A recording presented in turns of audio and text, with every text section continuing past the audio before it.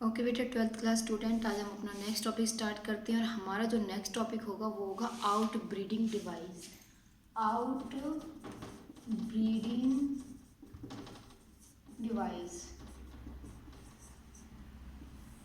Out breeding device क्या होता है? देखिए बच्चे, आउट ब्रीडिंग, आउट का मतलब बाहर, यानी कि सेल्फ अगर होता तो सेम होता, और अगर क्रॉस पॉलिनेशन हो रहा है तो वो डिफरेंट है। क्रॉस पॉलिनेशन हो रहा है तो वो क्या है? एक तरीके से आउट ब्रीडिंग डिवाइस है, जिसके अंदर यानी कि क्रॉस पॉलिनेशन के लिए कौन कौन से फैक्टर, अगर हम ये कहें कि पॉलिनेशन टू टाइप की होती ही क्यों है, सेल्फ ही हो गई होती सभी फ्लावरों में, ऐसा भी पॉसिबल हो सकता है? नहीं हो सकता। क्यों नहीं हो सकता? क्योंकि कुछ ऐसे फैक्टर्स होते हैं जिनकी वजह से self pollination never exist in any flower. तो उस सिचुएशन में क्या होता है? उस सिचुएशन में प्लांट को क्रॉस पॉलिनेशन करना ही पड़ता है।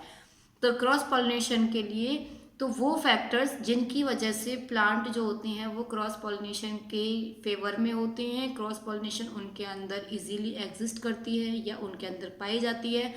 तो कौन कौन से फैक्टर्स होंगे? उन्हीं फैक्टर को हम बोलते हैं आउट ब्रीडिंग डिवाइस। आउट का मतलब दूसरी स्पेसिस, यानी कि एक दूसरा प्लांट, उन दोनों प्लांटों के फ्लावर की एंथर का ट्रांसफर होना। तो ये दो अलग अलग हो गए, तो उसे हम बोलेंगे आउट ब्रीडिंग। अब आउट ब्रीडिंग डिवाइस के लिए कौन कौन से फैक्टर रेस्पॉन्सिबल होंगे? तो आउट ब्रीडिंग डिवाइस के लिए सबसे पहला फैक्टर, फर्स्ट फैक्टर जो होगा वो होगा उनकी पोजीशन। उनकी पोजीशन। पोजीशन में कैसे? देखिए, अगर मानो ये एक फ्लावर है, इस फ्लावर के अंदर मानो ये एक फ्लावर हो गया, ठीक है, और इस फ्लावर के अंदर ये तो हो गया फीमेल गैमेट, मतलब स्टिग्मा स्टाइल ओवरी कार्पल हो गया, और ये हो गया मेल, ठीक है। अब इधर मेल गैमेट बनेगा तो ये इधर बड़े आराम से ट्रांसफर हो सकता है, क्योंकि जब ये गिरेगा तो ये नीचे ही आएगा, ठीक है। लेकिन अगर मैं इसी सिचुएशन को इस फ्लावर के अंदर लूं, तो इस फ्लावर के अंदर देखिए अब क्या है, ये है और यहाँ ये एंथर हो गया, ठीक है। अब अगर हम इस फ्लावर का एंथर इस स्टिग्मा तक जाने के लिए कितनी मेहनत करनी पड़ेगी? जाएगा? कभी नहीं जाएगा। विंड वाटर तो कभी नहीं सेंड कर सकते। तो इस सिचुएशन में कि इनकी जो पोजीशन है वो सही नहीं होने की वजह से भी, कि वो अलग जगह पर है, वो अलग जगह पर है, उसकी वजह से भी क्रॉस पॉलिनेशन हो पाता है। दूसरा रीजन आ जाता है इनकी मैचुरेशन टाइम यानी रिसेप्टिकल मैचुरेशन टाइम। अब मैचुरेशन टाइम में क्या आ जाएगा? मैचुरेशन टाइम का मतलब इसमें दिया हुआ है आपके में, हाँ जी, रिसेप्टिव ही दिया हुआ है, रिसेप्टिव, स्टिग्मा बिकम रिसेप्टिव करके। ये कोई बात नहीं, आप मैचुरेशन पीरियड देखिए। मैचुरेशन पीरियड में क्या है? मैचुरेशन पीरियड का मतलब है कि जरूरी नहीं है कि ये कोई एक फ्लावर है, अब इसका एंथर जिस टाइम पर मैच्योर हुआ है उसी टाइम पर इसका ये भी मैच्योर होगा, स्टिग्मा भी मैच्योर होगी। दोनों का मैचुरेशन टाइम अलग अलग हो सकता है। हो सकता है कि कभी फीमेल जल्दी मैच्योर हो गई हो सकता है कभी मेल जल्दी मैच्योर हो गया हो, और जब मैच्योर हो जाएगा तो their gametes can be transfer to the another flower और can be receive the male gamete from the another flower. अगर फीमेल मैच्योर पहले हुई है तो they can receive the male gamete from the another flower, ठीक है। तो ये भी एक दूसरा रीजन हो सकता है। तीसरा रीजन हो सकता है सेल्फ इनकॉम्पैक्टेबिलिटी। सेल्फ इनकॉम्पैक्टेबिलिटी का मतलब होता है कि they have no ability to fertile with the same type of similar flower gamete, यानी कि उनके पास ये एबिलिटी नहीं है कि वो अपने फ्लावर के गैमेट के साथ फर्टिलाइजेशन कर सके। तो उसे हम बोलते हैं सेल्फ इनकॉम्पैक्टेबिलिटी। किस वजह से? Due to inbreeding depression. इसके बाद नेक्स्ट आ जाता है फोर्थ आ जाता है कि यूनिसेक्सुअल फ्लावर, डायोशियस फ्लावर को ही हम यूनिसेक्सुअल फ्लावर बोलते हैं। तो यूनिसेक्सुअल फ्लावर जो होंगे, तो यूनिसेक्सुअल के अंदर तो इनमें से कोई एक ही प्रेजेंट होगा। सपोज दैट कि इसके अंदर या तो फीमेल ही प्रेजेंट है या तो किसी दूसरे फ्लावर के अंदर केवल मेल ही प्रेजेंट है।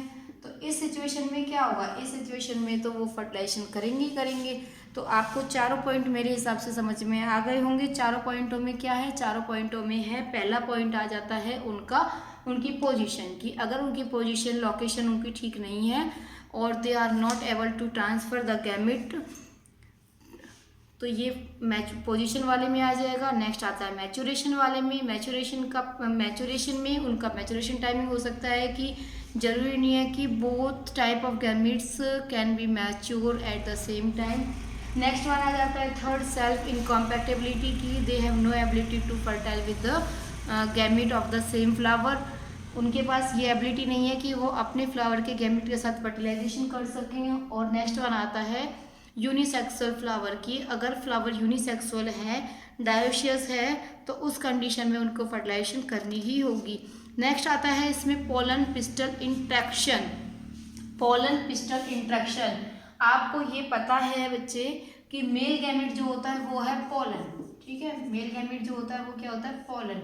और पिस्टल क्या होती है, पिस्टल होती है फीमेल गैमेट, फीमेल गैमेट। अब इनकी इंट्रैक्शन, अब आप एक छोटी सी चीज़ बहुत अच्छे से समझिएगा कि अगर मानो हमने पढ़ा क्रॉस पॉलिनेशन, और क्रॉस पॉलिनेशन में पोलन ग्रेन ट्रांसफ़र होता है, ठीक है। तो अगर पोलन ग्रेन ट्रांसफ़र हो रहा है, वो किसी फ्लावर में, क्या पोलन ग्रेन को ये पता है कि नहीं मैं तो उस स्पीसीज का फ्लावर हूँ, मुझे तो उधर ही जाना है, नहीं पता है। दूसरी चीज़, ना ही यानी जो एजेंट्स हैं, जो भी एजेंट्स है, चाहे वो बायोटिक हों, चलो एबायोटिक के लिए हम कह देते हैं कि उनको नॉलेज ही नहीं है, लेकिन जो बायोटिक हैं उनको तो पता है।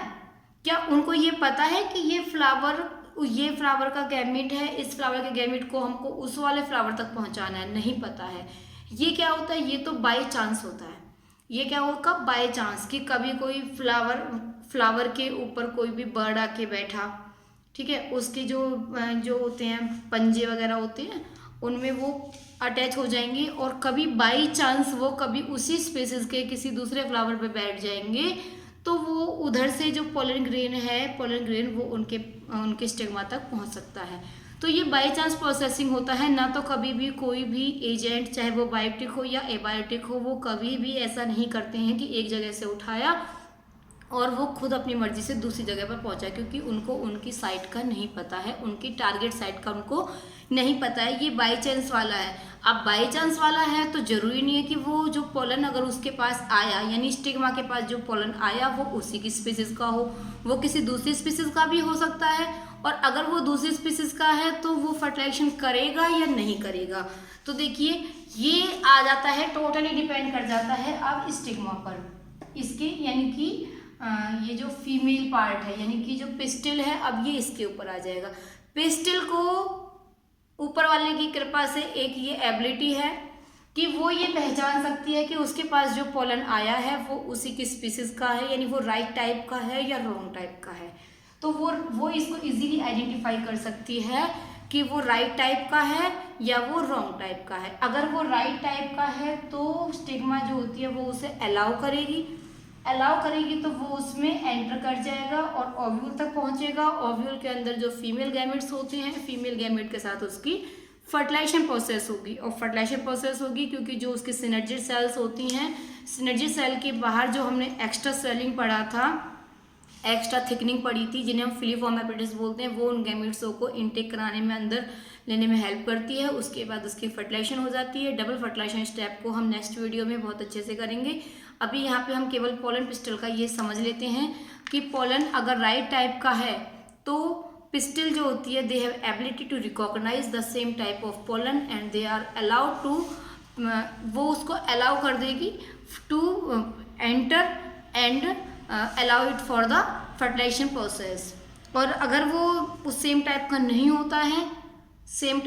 होता है तो वो उसे रिजेक्ट भी कर देती है, ठीक है। तो इसी को हम डायलॉग बोलते हैं, यानी कि वो उसको एक्सेप्ट कर सकती है या रिजेक्ट कर सकती है। तो उसकी जो ये एबिलिटी होती है, पिस्टिल की जो ये एबिलिटी है टू रिकॉग्नाइज और identify the same type of pollen, और दे कैन एक्सेप्ट और reject, is the continuous dialogue. इसको हम क्या बोलेंगे, कंटिन्यूस डायलॉग बोलेंगे। और डायलॉग इज मीडिएटेड, और ये किस वजह से होता है, उसके अंदर ये एक केमिकल कंपोनेंट होता है जो कि इसके डायलॉग के करने में, प्रोसेसिंग कराने में हेल्प करता है। और अगर ऐसा होता है कि वो एंटर कर गया है तो फिर उसके अंदर पूरी की पूरी प्रोसेसिंग होगी। प्रोसेसिंग में हमने पढ़ चुके हैं, एक वेजिटेटिव सेल होती है, जनरेटिव सेल होती है। जनरेटिव सेल पोलन की वो जर्मिनेट करेगी, 2 मेल गैमेट फॉर्म होंगे, दोनों मेल गैमेट्स दोनों मेल गैमेट्स हैं वो एम्ब्रियो सैक में एंटर करेंगे और एम्ब्रियो सैक में जाके उनकी फर्टिलाइजेशन प्रोसेस होता है और फिलीफॉर्म एपरेटस उसे अंदर एंटर कराने में हेल्प करता है। जब फर्टिलाइजेशन प्रोसेस हो जाएगा, फर्टिलाइजेशन प्रोसेस के बाद उसमें जायगोट बनेगा, एम्ब्रियो बनेगा, सीड बनेगा, फ्रूट बनेगा। वो सारे प्रोसेस हम नेक्स्ट वीडियो में करेंगे। ठीक है, तो अभी हम इसको इधर ही स्टॉप करते हैं। इधर तक आपका सब क्लियर हो गया होगा। आप इसको पेज नंबर 33 तक आर्टिफिशियल हाइब्रिडाइजेशन से पहला टॉपिक पूरा कंप्लीट इधर से कर सकते हैं। इतना हम ऑलरेडी कर चुके हैं। और किसी को फर्टिलाइजेशन के लिए ये वेजिटेटिव जनरेटिव वाला है जो इसको देखने के लिए आपको पुरानी वीडियो सीन करनी पड़ेंगी, तो आप उधर जाकर अपनी उन वीडियोज़ को देख सकते हैं। ओके बच्चे।